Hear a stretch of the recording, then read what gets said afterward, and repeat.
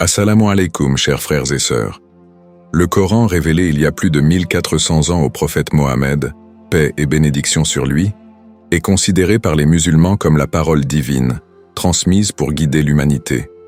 Ce texte sacré, rédigé en arabe, contient des enseignements spirituels, éthiques et législatifs qui ont marqué des générations depuis des siècles. Ce qui intrigue encore plus, c'est la précision et la profondeur avec lesquels il aborde certains phénomènes de la nature et de l'univers. Bien que révélé à une époque où les connaissances scientifiques étaient limitées, le Coran contient des descriptions fascinantes qui concordent étonnamment avec les découvertes modernes dans des domaines comme l'astronomie, la biologie, la géologie et la météorologie. Ces révélations scientifiques, apparues bien avant que l'humanité ne dispose des outils technologiques et des méthodes scientifiques actuelles, continuent d'émerveiller les savants et chercheurs du monde entier. Avant de commencer cette vidéo, je vous invite à vous abonner à notre chaîne et d'activer la cloche de notification pour rester informé de nos prochaines publications sur la foi islamique. Merci et bonne vidéo. À travers cette vidéo, intitulée « Les miracles scientifiques du Coran qui émerveillent les savants modernes », nous allons explorer certaines de ces vérités scientifiques mentionnées dans le Coran. Comment est-il possible qu'un texte ancien, révélé dans une époque éloignée de l'ère scientifique, contienne des informations si précises sur l'univers, la vie et les phénomènes naturels? Comment un texte sacré peut-il, sans prétendre être un manuel de science, contenir des vérités que la science moderne ne fait que confirmer aujourd'hui? Ces questions, qui bouleversent de nombreux chercheurs, seront le cœur de notre discussion, alors que nous mettons en lumière ces miracles scientifiques qui démontrent l'harmonie entre foi et science. Alors, restez avec moi jusqu'à la fin pour découvrir cela. Si vous avez des questions ou des commentaires en cours de route, n'hésitez pas à les laisser en bas. J'apprécie beaucoup vos retours. Allons-y. Le Coran et l'origine de l'univers. L'un des aspects les plus fascinants des miracles scientifiques du Coran réside dans la description de l'univers en expansion, une réalité que la science moderne n'a découverte que récemment.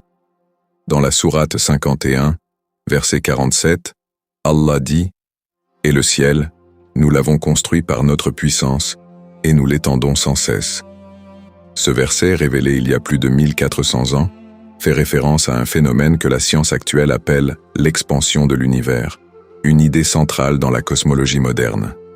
Ce concept coranique de l'expansion de l'univers a pris toute sa signification au XXe siècle, lorsque les scientifiques, notamment l'astronome Edwin Hubble, ont découvert que les galaxies s'éloignent les unes des autres.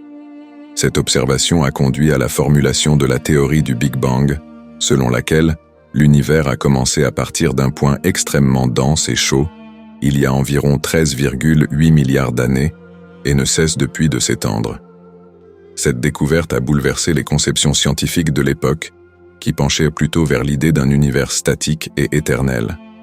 Ce qui est surprenant, c'est la précision avec laquelle le Coran décrit ce phénomène cosmique, bien avant que la science n'en ait fourni les preuves. Pour les croyants, ce verset montre la grandeur d'Allah et sa connaissance illimitée du cosmos. Quant aux scientifiques, bien qu'ils ne considèrent pas le Coran comme un texte scientifique, certains d'entre eux sont impressionnés par cette correspondance entre les écritures sacrées et les découvertes modernes. Certains scientifiques, notamment dans le domaine de la cosmologie, ont réagi avec étonnement face à ces similitudes. Par exemple, Maurice Bucaille, un médecin et chercheur français, a mené des études approfondies sur les mentions scientifiques dans le Coran et a conclu que de nombreux passages, comme celui décrivant l'expansion de l'univers, correspondent parfaitement aux découvertes de la science moderne. Dans son ouvrage « La Bible, le Coran et la science », il affirme que de tels versets ne pouvaient être écrits par un être humain au 7e siècle sans une connaissance surhumaine. D'autres savants, comme le physicien Lawrence Krauss, se sont aussi penchés sur cette question et ont reconnu qu'il est intriguant de voir un texte religieux mentionner des faits qui ne sont devenus compréhensibles qu'avec l'avènement de la physique moderne et des observations astronomiques. Toutefois, certains scientifiques restent sceptiques, estimant que ces similitudes peuvent être des coïncidences ou des interprétations rétrospectives. Malgré cela, Pour de nombreux chercheurs musulmans et croyants, ces découvertes scientifiques modernes ne font que renforcer leur foi. Elles prouvent, selon eux, que le Coran n'est pas simplement un texte spirituel, mais qu'il contient des connaissances universelles qui transcendent le temps et l'espace. Cela suscite des réflexions profondes chez ceux qui sont à la recherche d'une harmonie entre science et religion.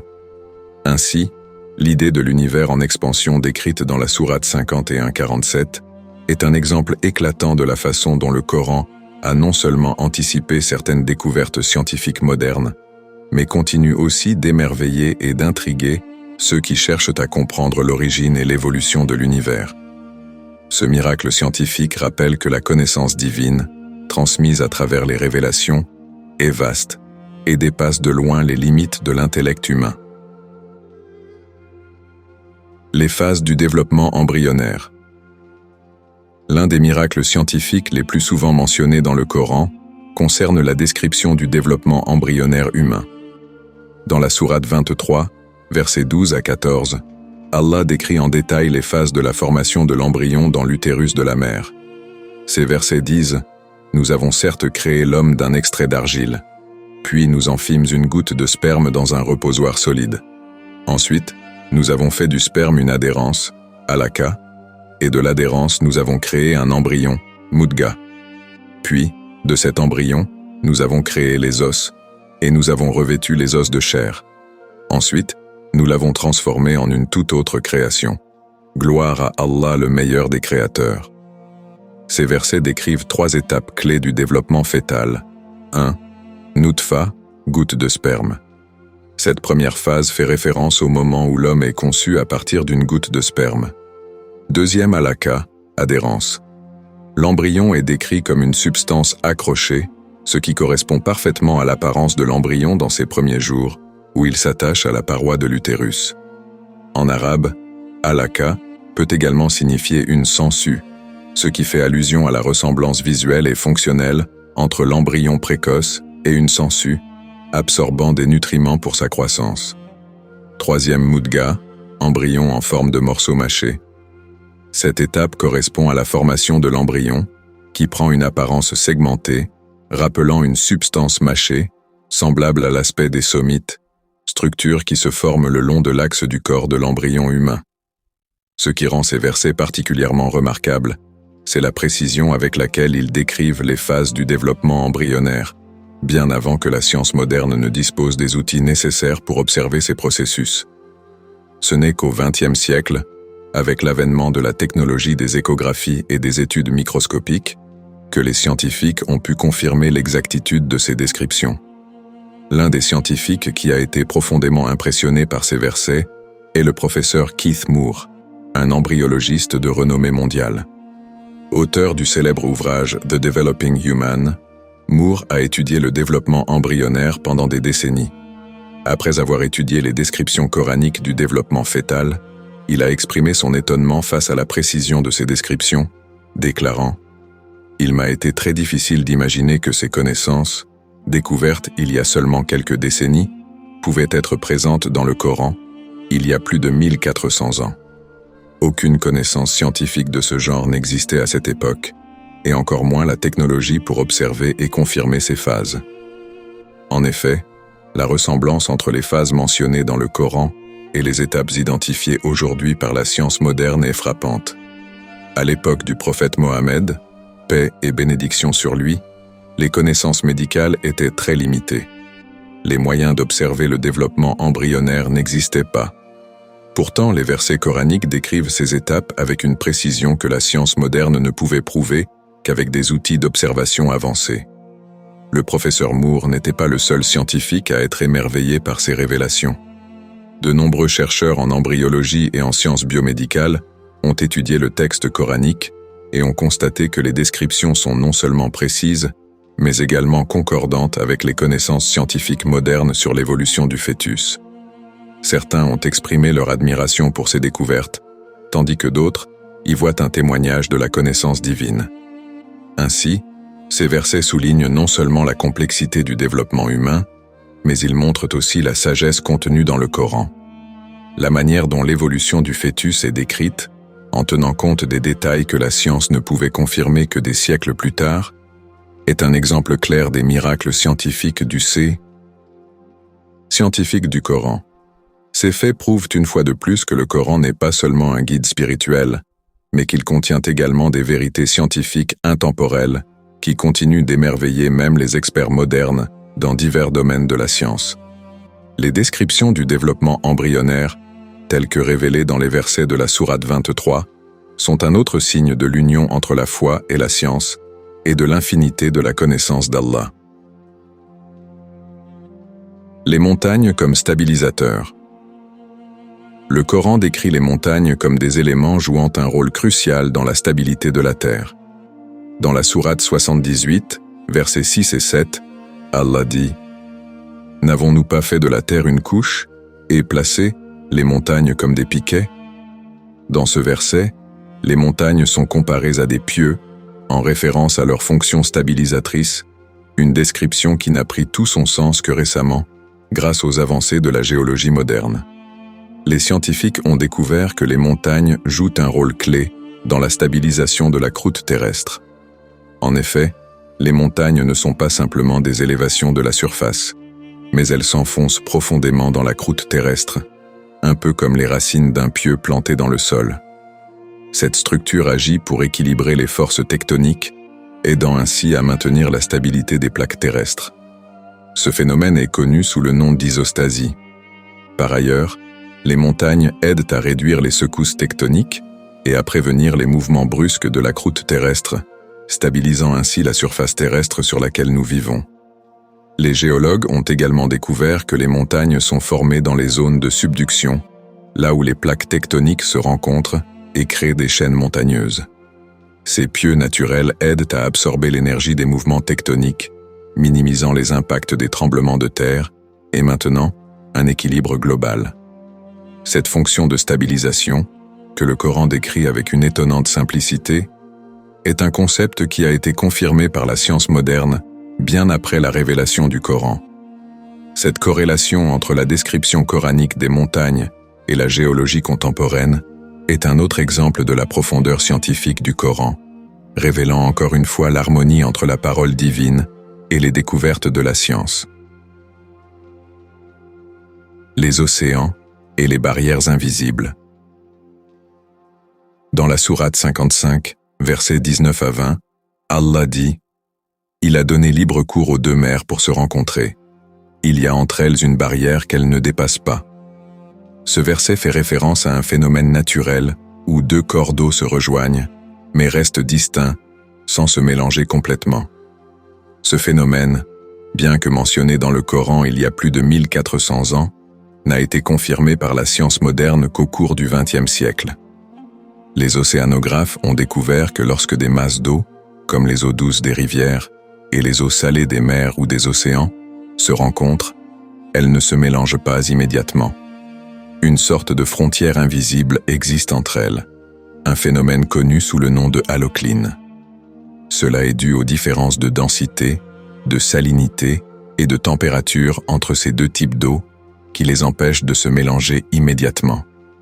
L'exemple le plus connu de ce phénomène est visible dans l'estuaire du fleuve Saint-Laurent au Canada ou dans le détroit de Gibraltar, où la Méditerranée rencontre l'océan Atlantique. Bien que ces masses d'eau se rejoignent, leurs propriétés différentes, salinité, densité, etc., créent une barrière naturelle qui maintient temporairement leur séparation, un phénomène que les scientifiques peuvent aujourd'hui observer grâce aux technologies avancées de surveillance océanique. Cette barrière permet aux deux masses d'eau de maintenir leurs caractéristiques distinctes avant de se mélanger progressivement sur une longue distance. Ce que les océanographes modernes ont documenté à travers leurs recherches est une confirmation de cette vérité énoncée dans le Coran des siècles auparavant. Le professeur Jacques-Yves Cousteau, célèbre explorateur et océanographe, a été l'un de ceux qui ont découvert ce phénomène en profondeur. Il fut stupéfait de découvrir la mention coranique de ces barrières invisibles, bien avant que la science moderne n'en confirme l'existence. Bien que certains chercheurs contemporains puissent être réticents à voir une correspondance directe entre ces versets et la science, la description coranique reste frappante dans sa précision. En outre, Ce phénomène est également visible dans les deltas, là où les rivières d'eau douce rencontrent les océans salés. Les propriétés des eaux douces et salées permettent une certaine interaction en surface, mais une frontière invisible reste en place, empêchant le mélange immédiat. Ainsi, ce verset coranique révèle une connaissance précise des lois naturelles qui régissent les masses d'eau et les barrières qui existent entre elles, une réalité que la science moderne n'a pu observer qu'à l'aide d'outils technologiques récents. Ce miracle scientifique témoigne de la profondeur du Coran, qui, au-delà de son message spirituel, continue d'émerveiller les chercheurs et de révéler des vérités cachées sur l'univers naturel. Avant de continuer, si vous êtes arrivé jusqu'ici, vous faites partie des 8%. Commentez ça là pour le faire savoir. Je vais aimer et voter pour vos commentaires. La description des phénomènes climatiques. Dans le Coran, les phénomènes climatiques sont décrits avec une précision qui continue d'intriguer les chercheurs. L'un des versets les plus frappants sur ce sujet se trouve dans la sourate 24, verset 43. « N'as-tu pas vu qu'Allah pousse les nuages, puis les réunit, puis en fait des amas ? Et tu vois la pluie sortir de leur sein. Et il envoie du ciel des montagnes, de nuages, où il y a de la grêle. Et il en frappe qui il veut, et il en écarte qui il veut. Le fracas de sa foudre manque de ravir la vue. » Ce verset décrit plusieurs étapes dans la formation des nuages et des précipitations, ainsi que les phénomènes des éclairs et de la grêle, de manière étonnamment conforme aux connaissances scientifiques modernes. Aujourd'hui, la science météorologique explique le processus de formation des nuages et des précipitations comme suit. Les nuages se forment lorsque de l'air chaud et humide monte dans l'atmosphère, se refroidit et condense en gouttelettes d'eau. Ces gouttelettes se rassemblent en nuages, qui peuvent fusionner pour former des amas plus gros. Lorsque les gouttelettes deviennent suffisamment grandes et lourdes, elles tombent sous forme de pluie ou de grêle. Cette explication scientifique correspond parfaitement aux étapes décrites dans le verset coranique, où Allah pousse les nuages, les réunit en amas, et fait ensuite tomber la pluie de ces nuages. Le verset mentionne aussi la grêle qui provient de montagnes de nuages.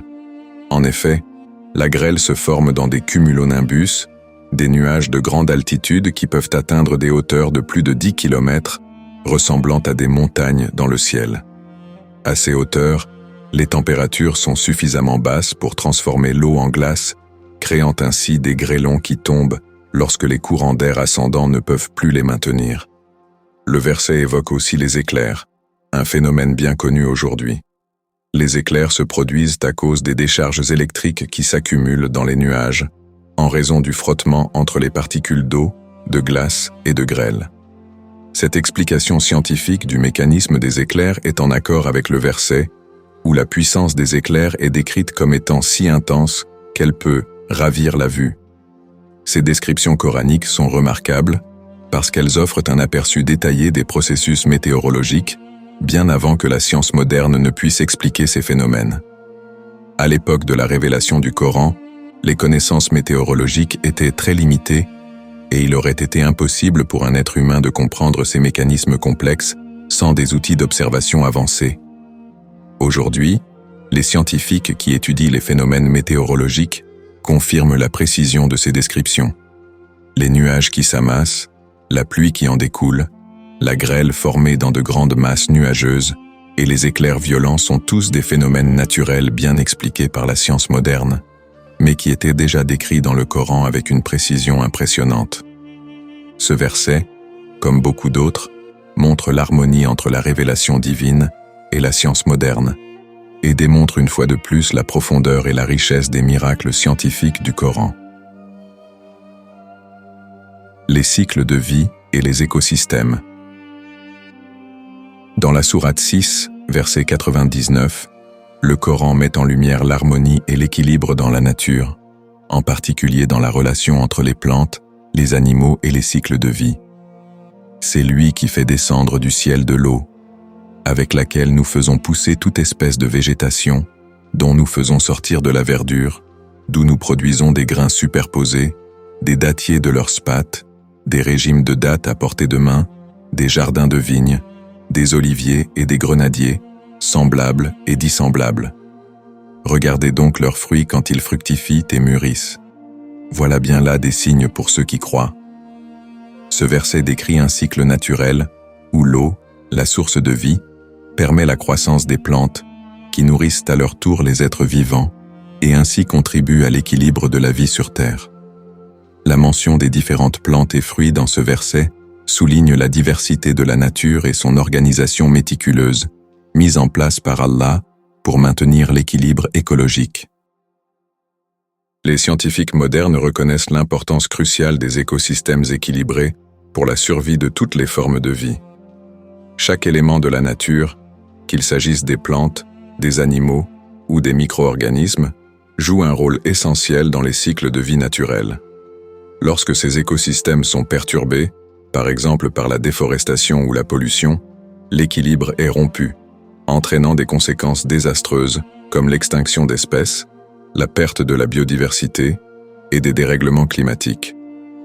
L'importance de la biodiversité et de la conservation de cet équilibre est soulignée dans de nombreuses études scientifiques contemporaines. Les écosystèmes équilibrés, où chaque élément a une fonction interconnectée, permettent non seulement la survie des espèces, mais aussi la régénération des ressources naturelles, assurant la continuité de la vie. Le Coran, en mentionnant ces cycles de vie avec une telle clarté, montre que l'équilibre dans la nature fait partie du dessein divin. Ce verset rappelle également aux croyants leur responsabilité de préserver cette harmonie en respectant la nature et en vivant en équilibre avec leur environnement. Les profondeurs marines et l'obscurité. Dans la sourate 24, verset 40, le Coran décrit avec une précision étonnante les ténèbres qui règnent dans les grandes profondeurs marines, où ils sont comme des ténèbres dans une mer profonde. Des vagues la recouvrent, au-dessus desquelles s'élèvent d'autres vagues, surmontées de nuages. Ténèbres superposées les unes aux autres. Quand quelqu'un étend la main, il ne la distingue presque pas. Et celui à qui Allah ne donne pas de lumière n'a aucune lumière. Ce verset fait référence à l'obscurité des océans profonds, où les couches de vagues et les nuages empêchent la lumière du soleil de pénétrer. Ce phénomène, décrit dans le Coran il y a plus de 1400 ans, n'a pu être compris qu'avec les avancées de la science moderne. En effet, la recherche océanographique a révélé que la lumière solaire ne pénètre que les 200 premiers mètres des océans, laissant les grandes profondeurs dans une obscurité totale. Au-delà de cette limite, les ténèbres deviennent si denses qu'il est impossible de voir, même en tendant la main devant soi, exactement comme décrit dans le verset. Les scientifiques ont découvert que les océans sont divisés en différentes zones en fonction de la quantité de lumière qui les atteint. Les zones abyssales et hadales, qui se trouvent à des milliers de mètres sous la surface, sont plongées dans une obscurité permanente. Ce niveau de profondeur, avec ses conditions extrêmes, est aujourd'hui exploré grâce à des technologies avancées comme les submersibles et les caméras sous-marines. Avant ces découvertes scientifiques, il était impossible pour l'homme de comprendre ou d'observer les ténèbres des grandes profondeurs marines. Cette description coranique est une autre démonstration de la manière dont le Coran fait mention de vérités scientifiques qui n'ont pu être découvertes que bien plus tard. L'évocation de ces ténèbres superposées reflète la réalité des profondeurs marines, aujourd'hui connues grâce aux recherches océanographiques modernes, et témoigne encore une fois de la sagesse divine dans la révélation. Les profondeurs marines et l'obscurité. Dans la sourate 24, verset 40, le Coran décrit avec une précision étonnante les ténèbres qui règnent dans les grandes profondeurs marines, où ils sont comme des ténèbres dans une mer profonde. Des vagues la recouvrent, au-dessus desquelles s'élèvent d'autres vagues, surmontées de nuages. Ténèbres superposées les unes aux autres. Quand quelqu'un étend la main, il ne la distingue presque pas. Et celui à qui Allah ne donne pas de lumière n'a aucune lumière. Ce verset fait référence à l'obscurité des océans profonds, où les couches de vagues et les nuages empêchent la lumière du soleil de pénétrer. Ce phénomène, décrit dans le Coran il y a plus de 1400 ans, n'a pu être compris qu'avec les avancées de la science moderne. En effet, La recherche océanographique a révélé que la lumière solaire ne pénètre que les 200 premiers mètres des océans, laissant les grandes profondeurs dans une obscurité totale. Au-delà de cette limite, les ténèbres deviennent si denses qu'il est impossible de voir, même en tendant la main devant soi, exactement comme décrit dans le verset. Les scientifiques ont découvert que les océans sont divisés en différentes zones, en fonction de la quantité de lumière qui les atteint. Les zones abyssales et hadales, qui se trouvent à des milliers de mètres sous la surface, sont plongées dans une obscurité permanente. Ce niveau de profondeur, avec ses conditions extrêmes, est aujourd'hui exploré grâce à des technologies avancées, comme les submersibles et les caméras sous-marines. Avant ces découvertes scientifiques, il était impossible pour l'homme de comprendre ou d'observer les ténèbres des grandes profondeurs marines. Cette description coranique est une autre démonstration de la manière dont le Coran fait mention de vérités scientifiques qui n'ont pu être découvertes que bien plus tard. L'évocation de ces ténèbres superposées reflète la réalité des profondeurs marines, aujourd'hui connues grâce aux recherches océanographiques modernes, et témoigne encore une fois de la sagesse divine dans la révélation. Les profondeurs marines et l'obscurité. Dans la sourate 24, verset 40, le Coran décrit avec une précision étonnante les ténèbres qui règnent dans les grandes profondeurs marines, où ils sont comme des ténèbres dans une mer profonde. Des vagues la recouvrent, au-dessus desquelles s'élèvent d'autres vagues, surmontées de nuages. Ténèbres superposées les unes aux autres.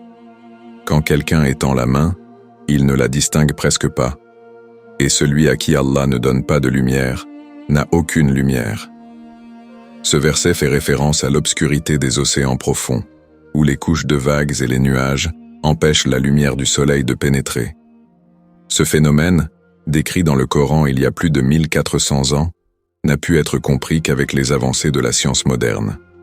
En effet, la recherche océanographique a révélé que la lumière solaire ne pénètre que les 200 premiers mètres des océans, laissant les grandes profondeurs dans une obscurité totale. Au-delà de cette limite, les ténèbres deviennent si denses qu'il est impossible de voir, même en tendant la main devant soi, exactement comme décrit dans le verset. Les scientifiques ont découvert que les océans sont divisés en différentes zones en fonction de la quantité de lumière qui les atteint. Les zones abyssales et hadales, qui se trouvent à des milliers de mètres sous la surface, sont plongées dans une obscurité permanente. Ce niveau de profondeur avec ses conditions extrêmes est aujourd'hui exploré grâce à des technologies avancées, comme les submersibles et les caméras sous-marines. Avant ces découvertes scientifiques, il était impossible pour l'homme de comprendre ou d'observer les ténèbres des grandes profondeurs marines. Cette description coranique est une autre démonstration de la manière dont le Coran fait mention de vérités scientifiques qui n'ont pu être découvertes que bien plus tard. L'évocation de ces ténèbres superposées reflète la réalité des profondeurs marines, aujourd'hui connues grâce aux recherches océanographiques modernes, et témoigne encore une fois de la sagesse divine dans la révélation. Conclusion et impact sur la science moderne. À travers les versets discutés, il devient évident que le Coran contient des éléments qui résonnent profondément avec les découvertes scientifiques modernes.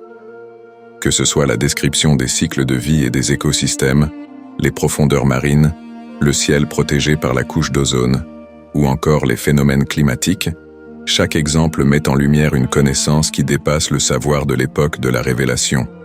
Ces vérités, révélées il y a plus de 1400 ans, continuent d'étonner les scientifiques contemporains et renforcent l'idée que le Coran est un livre qui transcende le temps et l'espace. Il est essentiel de noter que le Coran ne prétend pas être un manuel de science. Au contraire, il utilise le langage et les observations de la nature pour inviter à la réflexion, à la contemplation et à la foi.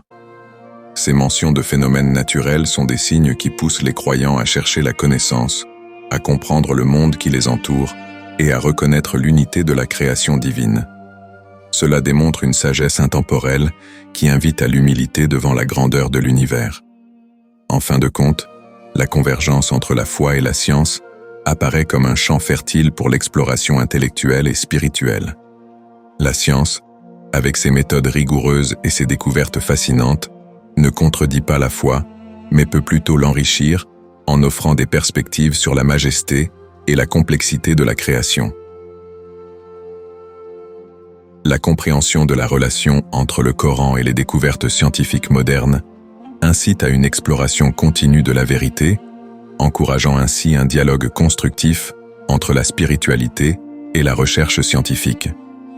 En célébrant les miracles scientifiques du Coran, nous reconnaissons à la fois le génie de la création divine et l'importance d'une quête humaine inlassable pour la connaissance et la compréhension.